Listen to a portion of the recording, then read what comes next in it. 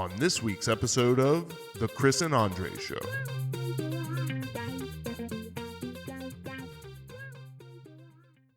Mitt Romney, our resident Mormon in the U.S. government. That's not fair. Decided. I think he's a resident idiot. But resident idiot Yeah.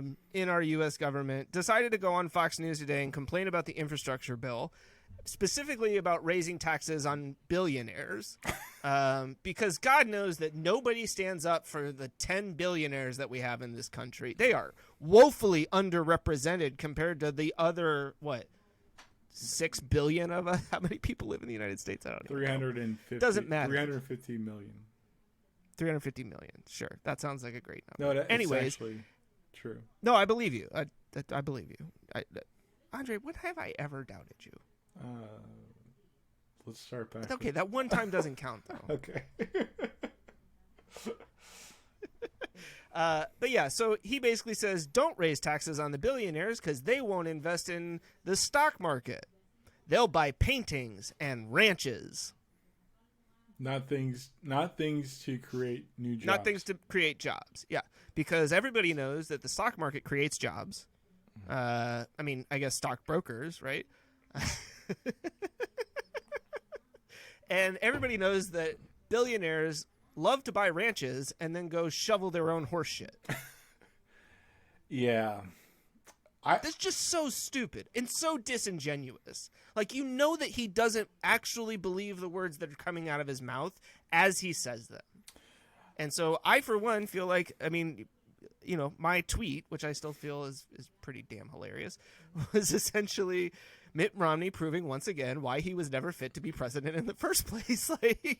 I take offense to that because I voted for him. I know, and I'm sorry that you did that. So my conservative, I used to be somewhat fiscally conservative, but I've started to realize that our current government doesn't support that. Right. I think the argument on taxes should. I actually agree with Warren Buffett. It should be a flat tax. Like, let's just stop arguing about it. Let's just make it a flat tax. We all pay 5% or whatever that number is. Yeah, just throwing a number out there, but it's not, 20% for the first 10,000 and 32% for the next 100,000, and then 0 if you make over $1 million. Right. Or option B, an actual graduated tax that eliminates the loopholes. The reason why wealthy people don't pay taxes is not because they don't want to. It's because we have so many loopholes. Right. Because they don't have to. No. They have to, but they're loopholes. Well, that's what I mean. They don't have to pay because of the loopholes that are created in the tax system. They have to pay, but the loopholes allow them to reduce their tax liability. That's the difference. Right. That's the argument that people... It's not that they don't have to pay. They have to pay. But the loopholes reduce their tax liability. The things they can write off reduce their tax liability, which at the end of the day makes their liability 0.